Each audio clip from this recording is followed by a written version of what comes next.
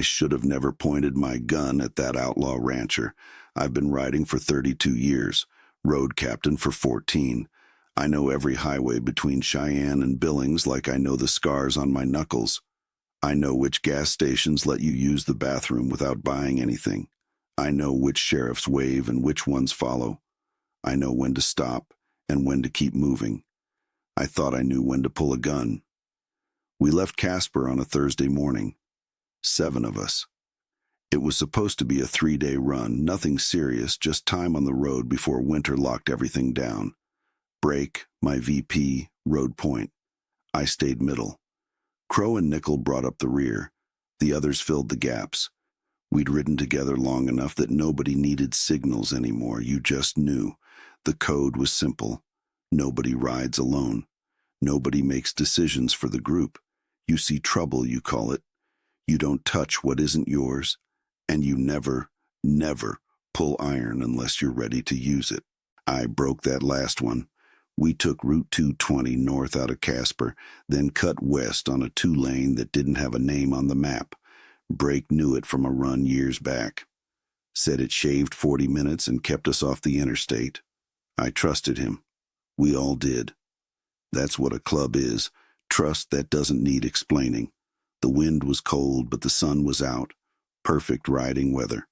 The kind of day that makes you forget you're 53 and your lower back aches every morning. For a few hours, you're 25 again and nothing's gone wrong yet. We stopped for gas in a town that barely qualified. 1 pump, 1 store. A woman behind the counter who didn't look up when we walked in. Brake bought jerky. Crow got coffee. I filled my tank and checked the tires on my bike. Routine, comfortable. We're making good time, Brake said, pulling his gloves back on. I nodded. Keep it steady. That's all it took. No speeches, no strategy. We got back on the bikes and kept moving. The road narrowed as we climbed into ranch country. Fences on both sides, cattle in the distance. The land stretched out flat and empty in a way that made you feel small but free. I loved that feeling. Still do, even now. Around 2 in the afternoon, Brake slowed and signaled. He pulled off onto a dirt road that cut through a break in the fence. I followed. The others followed me. Private road, Nickel said over the headset. It's fine, Brake replied. Goes straight through. Cuts 10 miles. Nobody argued. We trusted him. That was the first mistake. The dirt road was rough but passable. We kept our speed down, single file, dust kicking up behind us. I could see a ranch house in the distance, small, set back from the road, half hidden by cottonwoods. No movement, no vehicles. Then I saw the truck. It came from behind the house, fast, bouncing over the ruts. A brown Chevy, older model, primer spots on the hood. It cut us off about a quarter-mile in, stopped sideways across the road. A man got out, tall, lean, wore a canvas jacket and a hat pulled low. He didn't look surprised to see us. He looked ready. Brake stopped. We all stopped. The man walked toward us, slow, hands loose at his sides. He stopped about 10 feet from Brake's front tire. This is private land, he said. His voice was flat, no anger, no fear. We're just passing through, Brake said, no trouble. You're trespassing. We'll be gone in 5 minutes. The man shook his head. Turn around. That's when I felt it. The shift. Brake didn't like being told what to do. None of us did. But this wasn't some weekend rider or a drunk at a bar. This was a man on his own land who didn't care who we were. We're already halfway through, Brake said. Easier to finish than turn back. Not how it works. I saw Brake's jaw tighten. I should have stepped in then, should have de-escalated. That's what a road captain does. But I didn't. I stayed quiet. We're not here to cause problems, Brake said again. Then leave. Nobody moved. The man turned and walked back toward his truck. For a second I thought it was over. Then he reached into the cab and pulled out a shotgun.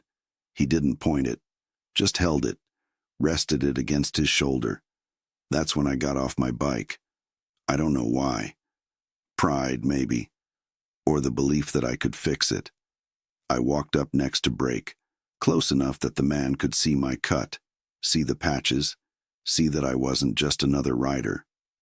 "We don't want trouble," I said. "Then turn around. We'll be gone in 5 minutes. You'll never see us again." He didn't blink. I've heard that before. I felt something rise in my chest, not anger, something colder. I reached behind me under my vest and pulled my .45. I didn't aim it, just held it at my side like he held his shotgun. "We're going through," I said. The man looked at me, really looked at me. Then he nodded, slow, like he'd just learned something about me that I didn't know yet. "All right," he said quietly. He stepped aside. We rode past him. Nobody said a word. I holstered my gun and got back on my bike. We finished the shortcut, hit the main road, and kept riding. That night, at a motel outside Sheridan, Brake came to my room. "That was close," he said. "Yeah, you handled it." I nodded, but I didn't feel like I'd handled anything. 3 weeks later, Brake was arrested. Turns out the rancher had cameras, recorded everything, sent the footage to the county sheriff with a formal complaint. Brake got charged with trespassing and menacing. I got charged with aggravated assault. The rest of the club didn't ride with me after that. The lawyer cost me $8,000 up front. He had an office in Cheyenne with wood paneling and framed certificates on the wall. He wore a tie that probably cost more than my boots. He watched the video 3 times before he said anything. "You pulled a firearm on a man standing on his own property," he said. "He had a shotgun, which he never aimed. You're on his land. He has every legal right to carry a weapon there. You don't." I didn't argue. There was nothing to argue. "Best case," he continued, "we plead down to misdemeanor menacing. You do 6 months county, probation, fines. Worst case, they push for felony assault with a deadly weapon. That's 2 to 5 years. What about Brake? Different case, different lawyer. His problem is the trespassing escalated when you got involved. Makes him look like he was part of a coordinated threat. It wasn't coordinated, it was stupid." The lawyer leaned back in his chair. "Stupid doesn't hold up in court. Intent does. And that video shows intent." I left his office and sat in my truck for 20 minutes before I could drive. My hands were shaking, not from fear, from the realization that I'd done something I couldn't take back. The club met without me the following week. I heard about it from Nickel. He called me on a Tuesday night, voice low, like he didn't want anyone to hear. "They voted," he said. "Voted on what?" "Whether to keep you as road captain." I waited. "You're out," he said. "Brake too." "Who called the vote?" "Crow. Said the heat was too much. Said we can't afford to be associated with a firearms charge, not with the ATF already watching half the clubs in the state." "Did you vote?" He was quiet for a long time. "Yeah." "Which way? Does it matter?" I hung up. I didn't blame them. Not really. The code was clear. You don't bring trouble to the club. You don't put brothers at risk. I'd done both. The fact that I didn't mean to didn't change anything. Brake called me a few days later. His voice sounded older. "You here?" he asked. "Yeah." "I'm sorry, man. I shouldn't have taken that road. I shouldn't have pulled my gun." We both made calls. Mine was worse. He didn't disagree. We talked for a few more minutes about lawyers and court dates and plea deals. Then the conversation ran out. There wasn't anything left to say. We'd been brothers for over a decade, and now we were just 2 men waiting to see how bad it would get. The hearing was set for March. I sold my bike in February. Needed the money for the lawyer, for the fines, for whatever came next. A kid from Laramie bought it, 24 years old. Too much enthusiasm, too many questions. He asked me why I was selling. "Don't need it anymore," I said. He looked confused. "You're getting out of riding?" "Something like that." He rode off on my bike, and I stood in the driveway and watched him disappear. 32 years. Gone. The rancher's name was Elliot Voss. I found that out during discovery, 67 years old, owned 400 acres outside KC, no criminal record, no history of complaints, paid his taxes, kept to himself, the kind of man who didn't need the law because he was the law on his land. My lawyer said Voss didn't want jail time. He wanted an apology, a formal one, in writing, delivered in person. "You're joking," I said. "I'm not." He said if you apologize, he'll ask the DA to drop it to a misdemeanor, no jail, just probation and a fine. And if I don't, he'll push for the felony, and he'll win. I thought about it for 2 days, thought about pride, thought about principle, thought about what it meant to apologize to a man I'd drawn on, a man who'd done nothing wrong except refuse to be intimidated. I wrote the letter. It took me 4 hours and 6 drafts. I didn't make excuses, didn't explain, just said I was wrong, that I'd let anger and pride override judgment, that I understood why he'd reported it, that I was sorry. I drove out to his ranch on a Saturday morning, the same dirt road, the same gate, the same cottonwoods. I parked at the house and walked up to the porch, knocked twice. Voss answered. He looked exactly like he had that day, calm, measured. He didn't invite me in. I handed him the letter. "I'm sorry," I said. He took it, read it right there, folded it, and put it in his jacket pocket. "You meant to scare me," he said. "Yeah." "Did it work?" I shook my head. "No." He nodded. "That's the problem with guns. They only work if the other guy's afraid. I've been shot at before, by men a lot more serious than you." He turned and went back inside, closed the door. I stood there for a minute, then walked back to my truck and left. The DA dropped it to misdemeanor menacing. I pled guilty, got 18 months probation, 300 hours community service, and a fine that wiped out what was left of my savings. Brake got similar terms for the trespassing charge. The club didn't reach out. Not once. I started the community service in April, picked up trash along Highway 220, wore an orange vest, worked in the rain, worked in the heat, passed riders sometimes. They didn't wave. One afternoon, a guy on a Harley slowed down as he went by, looked at me. I knew him, used to ride with another club out of Gillette. He shook his head and sped up. That's when I understood. It wasn't just my club. It was all of them. Word travels. You pull a gun on a civilian, you become a liability. You become the story people tell to explain why they don't ride with certain guys anymore. You become a warning. I found work at a tire shop in Casper. 40 hours a week mounting wheels and balancing rims. The owner didn't care about my record as long as I showed up on time and didn't cause problems.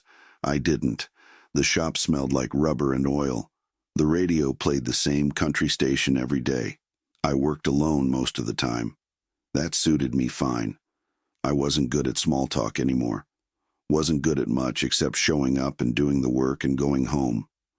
I rented a 1-bedroom apartment on the south side of town. 2nd floor, thin walls. I could hear the couple next door arguing most nights. Heard their TV, heard their kid crying. I didn't mind. It was better than silence. I didn't ride anymore, didn't go to bars, didn't wear my cut. I put it in a box in the closet and left it there. Some nights I thought about taking it out, looking at the patches, remembering what it felt like to be part of something. But I never did. Probation meant checking in once a month with an officer named Calloway. Mid-40s, bored expression. Asked the same questions every time. Was I employed? Was I staying out of trouble? Had I had any contact with known criminal organizations? No, I said, no contact with your old club? No. He made a note. Good. Keep it that way. I saw Nickel once. It was June. I was filling up at a gas station off I-25 and he pulled in on his bike. He didn't see me at first. I thought about walking over, thought about asking how everyone was. But then he looked up and our eyes met and I saw it. The discomfort. The desire to be anywhere else. He nodded. A small one. Barely there. I nodded back. He finished pumping and left without saying a word. That hurt more than the vote, Brake texted me in July. Just one line. You working? Yeah. Tire shop. Good. That was it. We didn't text again. I kept my head down, did my community service, showed up to probation, paid my fines in installments. The days blurred together. Work, home, sleep, repeat. It wasn't a life. It was just time passing. In August, a guy came into the shop, late 50s, rode a Road King, needed new tires and an oil change. I did the work while he waited in the lobby. When I finished, he came out to the bay and looked at the bike. Good work, he said. Thanks. He handed me a 20 for a tip. I almost didn't take it. You ride? He asked. Used to. Why'd you stop? I didn't answer right away. He didn't push. Lost the taste for it, I said finally. He studied me for a moment. You're the guy, aren't you? I looked at him. The one who pulled on that rancher up in KC. I didn't confirm it, didn't deny it. He nodded slowly. Heard about that. Word gets around. I'm sure it does. For what it's worth, he said. I probably would have done the same thing. That doesn't make it right. No, he said, but it makes it human. He got on his bike and rode off. I stood there in the bay for a long time after he left. The thing nobody tells you about consequences is that they don't end. You serve your time. You pay your fines. You do everything the system asks. But the weight doesn't lift. It just settles in, becomes part of you. I started having dreams about that day. Not nightmares, just replays. The dust, the truck, Voss standing there with the shotgun, me reaching for my gun over and over, always the same and always ending with me pulling the 45 and knowing it was the wrong move, but doing it anyway. I'd wake up and sit on the edge of the bed and wonder what would have happened if I'd stayed on my bike, if I'd let Brake handle it, if we'd just turned around. But you can't rewind. You can only live with what you did. September came. My probation officer said I was doing well. Model case, he called it. Said if I kept it up, I might get off early. I didn't care. Early or late didn't change anything. One night I drove out to KC. Didn't plan to. Just ended up there. I took the same roads we'd taken that day, past the same gas station, the same fences. I found the dirt road and turned onto it. I drove slow. The ruts were deeper now, more washed out. I passed the spot where Voss had blocked us. The tire marks were long gone, just dirt and weeds. I kept going until I reached the main road on the other side. 10 miles. That's all it was. 10 miles to save 40 minutes. I sat there with the engine idling and thought about how cheap decisions are in the moment, how expensive they become later. I turned around and drove back to Casper. In October, I got a letter. No return address. Postmarked from Gillette. Inside was a single sheet of paper, handwritten. You don't owe me anything, but you owe yourself the truth. You didn't pull that gun because you were scared. You pulled it because you thought you were someone you're not. You're not anymore. Break. I read it 5 times. Then I folded it and put it in the box with my cut. He was right. I'd spent 32 years believing I was the kind of man who could handle anything, who didn't back down, who protected his brothers and kept the code.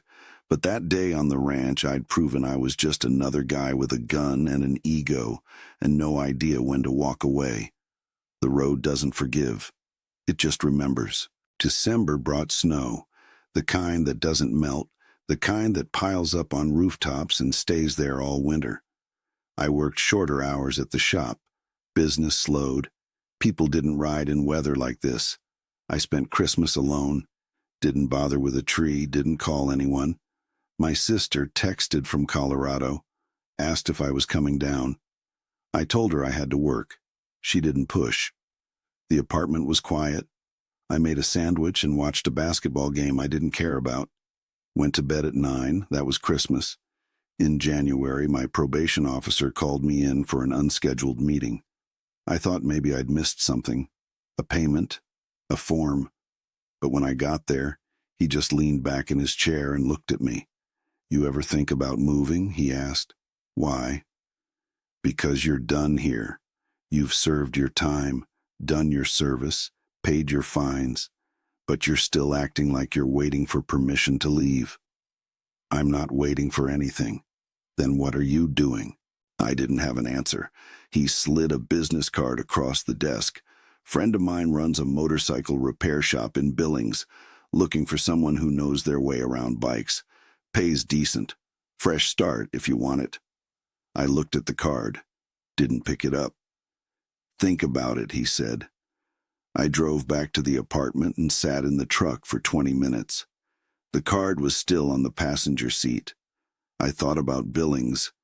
Thought about starting over somewhere nobody knew my name, somewhere the story hadn't reached yet. But I knew better. Stories always reach. That night, I opened the box in the closet, took out my cut, ran my fingers over the patches. Road captain.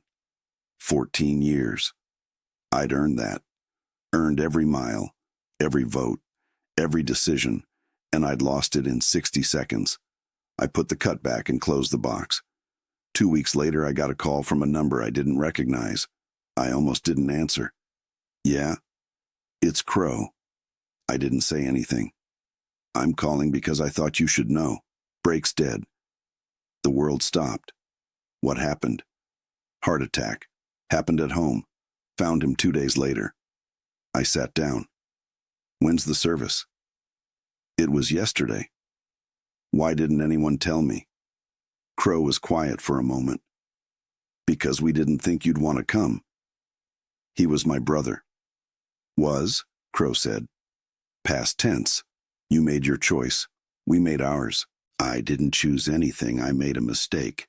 So did he, and it cost both of you, but he moved on. You're still stuck.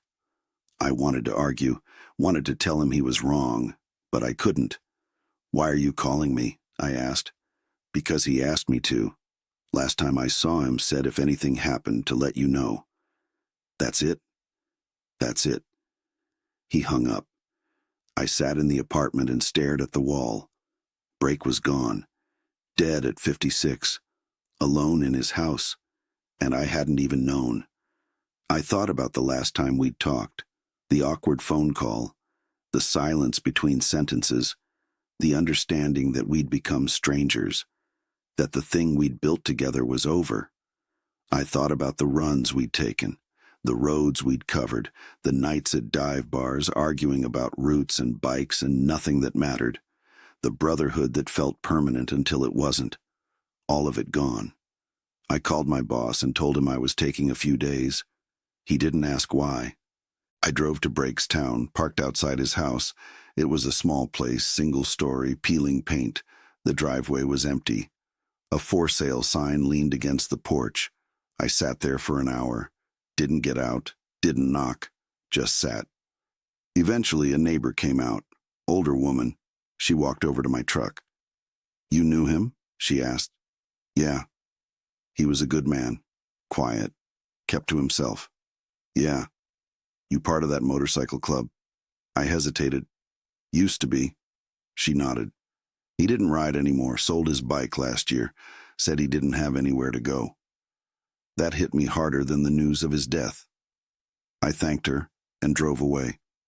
On the way back to Casper, I stopped at the spot, the dirt road, the same place it all went wrong. I got out of the truck and stood there in the cold. The wind cut through my jacket. The sky was gray and low. I thought about Voss, about his shotgun and his calm voice and the way he'd looked at me when I pulled my gun, like he'd seen right through me. I thought about Brake, about the shortcut he'd taken, about trust and routine and how fast things fall apart. I thought about the code, the rules we lived by, the promises we made, and how none of it mattered when you made the wrong call at the wrong time. I stood there until I couldn't feel my hands. Then I got back in the truck and left. I didn't go back to Casper. I drove north, took Route 90 through Sheridan, kept going, crossed into Montana as the sun went down. I didn't know where I was going, didn't have a plan, just knew I couldn't stay. The probation officer was right. I'd been waiting for permission. Permission to move on. Permission to forget. Permission to be someone else. But nobody was going to give me that. I had to take it. I ended up in Billings. Called the number on the card. The guy's name was Harlan. He didn't ask questions. Told me to come by the shop on Monday. The work was the same as Casper. Tires, oil changes, brake pads. The shop was bigger, cleaner. Harlan ran it with his son. They treated me fair. Paid on time. Didn't care about my past as long as I did the work. I found a studio apartment above a laundromat. The rent was cheap. The noise from the dryers put me to sleep at night. I didn't mind. I kept to myself, worked 6 days a week, ate at the same diner most nights. The waitress learned my order after the second visit. Coffee, burger, fries. She stopped asking. Nobody knew me in Billings. Nobody asked about the cut I didn't wear anymore. Nobody mentioned KC or guns or clubs. I was just another mechanic, another guy passing through. That should have felt like relief. It didn't. March came. My probation transferred to Montana. New officer, younger, less interested. He glanced at my file and checked a few boxes and told me to come back in 60 days. "You staying out of trouble?" he asked. "Yeah." "Good. Keep it simple." "Keep it." I did. Spring turned to summer. The shop got busier. Riders came through on their way to Yellowstone or Glacier. They talked about routes and weather and the best places to stop. I listened while I worked, didn't join in. One afternoon, a guy came in with a Dyna, needed a new chain. While I worked, he stood in the bay and watched. "You ride?" he asked. "Not anymore." "Why not?" I didn't answer. He didn't push, just nodded like he understood. When I finished, he paid and lingered for a moment. "You got that look," he said. "What look?" "The one guys get when they're done with something but don't know how to let it go." I handed him his receipt. "Have a safe ride." He left. I thought about that conversation for days, the look, the thing I couldn't let go. He was right. I'd left Casper, changed jobs, changed towns, but I hadn't left the road. Not really. It was still there, in my head, in my chest. The dust and the shotgun and the moment I reached for my gun. I couldn't outrun it. In August, I got a letter, real mail, handwritten address, postmarked from Casey. I stared at it for a long time before I opened it. Inside was a single page. The handwriting was clean, steady.